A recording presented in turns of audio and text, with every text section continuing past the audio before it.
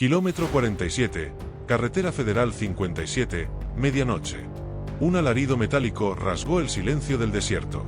El tráiler de Rodolfo, un coloso rojo de 18 ruedas, patinó en la grava, levantando una nube de polvo que devoró las estrellas. Frente a él, una pick-up negra, como un lobo al acecho, bloqueaba el camino. Dos sombras bajaron de la cabina, sus siluetas recortadas por los faros.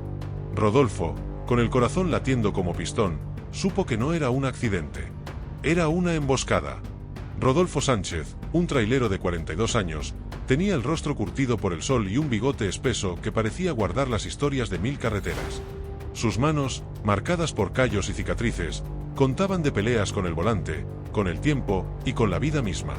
Había recorrido la Federal 57, conocida como la Carretera del Diablo, desde que era un chamaco de 20 años, siguiendo los pasos de su padre, don Esteban, un trailero legendario que le enseñó que la carretera no perdona, pero tampoco a los que se doblegan. Esa noche, Rodolfo llevaba una carga de aguacates desde Michoacán hasta Laredo, Texas. 20 horas al volante, con café negro en un termo gastado y los Tigres del Norte cantando Jefe de Jefes en la radio. La carretera estaba oscura, solo rota por los faros de su Kenworth T680, un tráiler que era más hogar que su propia casa en Torreón. Estaba a 2 horas de la frontera cuando la pick-up negra apareció, cortándole el paso en una curva cerrada. Rodolfo clavó los frenos, el tráiler rugió como bestia herida, y el mundo se llenó de polvo y furia. Los dos montachoques bajaron de la pick-up. El primero, un tipo flaco con gorra ladeada y un bate de béisbol, golpeaba el aluminio contra su palma como marcando el ritmo de una amenaza. El segundo, más robusto, con una cicatriz que le cruzaba la ceja, sonreía con dientes de tiburón. «Órale, trailero, nos diste un madrazo. Saca la lana o aquí se pone feo», dijo el del bate, escupiendo al suelo. Rodolfo los midió con la mirada, aún en la cabina. Había visto a estos buitres antes, oportunistas que provocaban choques para extorsionar, aprovechándose del miedo y la soledad de la carretera.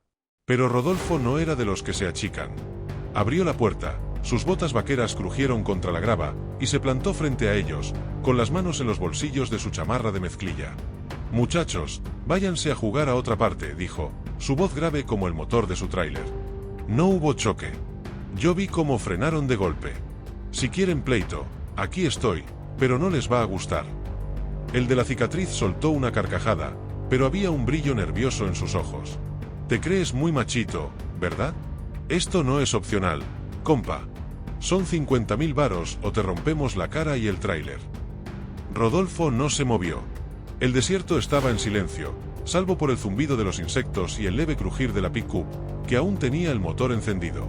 Pensó en su hija, Marisol, de 15 años, esperándolo en Torreón con sus calificaciones de la prepa.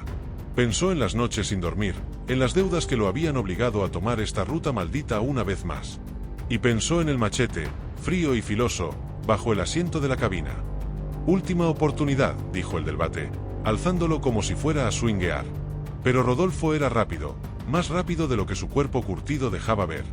En un movimiento fluido, dio un paso atrás, abrió la puerta del tráiler y sacó el machete, cuya hoja brilló bajo la luna como un relámpago.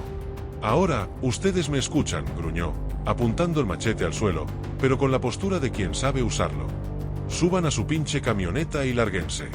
No quiero problemas, pero si los buscan, los van a encontrar». El del bate dio un paso atrás, el sudor brillándole en la frente. El de la cicatriz, sin embargo, no estaba listo para rendirse. «No te pases, viejo. Somos 2 contra 1», dijo, sacando una navaja del bolsillo trasero de sus jeans. Rodolfo sonrió, una sonrisa que no llegó a sus ojos. «2 contra 1, ¿eh? Vamos a ver si les alcanza». El desierto contuvo el aliento. Los montachoques se miraron, dudando. El flaco bajó el bate un poco, sus manos temblando. El de la cicatriz apretó la navaja, pero sus piernas parecían de gelatina. Rodolfo, en cambio, estaba plantado como roble, el machete en una mano y la otra cerrada en un puño. No era solo un trailero. Era un hombre que había peleado contra tormentas, asaltantes y la vida misma. Y no iba a perder contra 2 ratas de carretera. «¿Qué? Ya se les acabó el valor», los provocó, dando un paso hacia ellos. El machete no se movía, pero su presencia era suficiente. «Yo no ando buscando bronca, pero si me la traen, se las regreso con intereses». El de la cicatriz soltó un grito de frustración y se lanzó, la navaja apuntando al pecho de Rodolfo. Pero el trailero ya lo había leído como un libro abierto. Giró el cuerpo, esquivando la puñalada, y con un golpe de antebrazo, desarmó al tipo, enviando la navaja al polvo. El montachoques tropezó, cayendo de rodillas, y Rodolfo lo mantuvo ahí, con la punta del machete a centímetros de su cara. «Te dije que no quería problemas», dijo, su voz ahora un susurro helado. «Ahora, agarra a tu compa y váyanse. No quiero verlos nunca más». El flaco del bate soltó el arma al suelo, levantando las manos. «Ya, compa, tranquilo. Fue un malentendido, no más. Ya nos vamos». Rodolfo no bajó el machete hasta que ambos subieron a la pick-up, el motor rugiendo mientras se alejaban con las llantas chillando. El polvo se asentó, y la carretera del diablo volvió a su silencio. Rodolfo guardó el machete, subió al tráiler, y encendió el motor. La radio seguía tocando, ahora con la puerta negra. Miró el retrovisor, viendo las luces traseras de la pick-up desaparecer en la noche. «No hubo choque», murmuró, una risa cansada escapándole. Puso primera y siguió su camino, pero algo en su pecho no se asentaba. Esos tipos no eran nuevos en el juego. Sabían lo que hacían, y Rodolfo había oído rumores en los paraderos, una banda de montachoques que no solo extorsionaba, sino que marcaba a sus víctimas para asaltos más grandes. La idea lo hizo apretar el volante.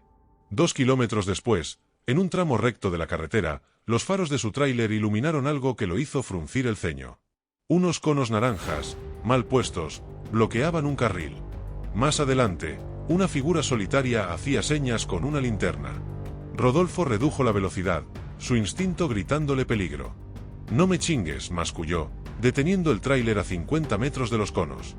Bajó con el machete en la mano, esta vez sin dudar. La figura con la linterna se acercó, un hombre joven con una sudadera gris y una sonrisa que no cuadraba. «Oye, compa, se descompuso un carro más adelante. Ayúdanos a moverlo, ¿no?» Rodolfo lo miró fijo. «¿Y los conos? ¿De dónde los sacaste?» El tipo titubeó, su sonrisa tambaleándose.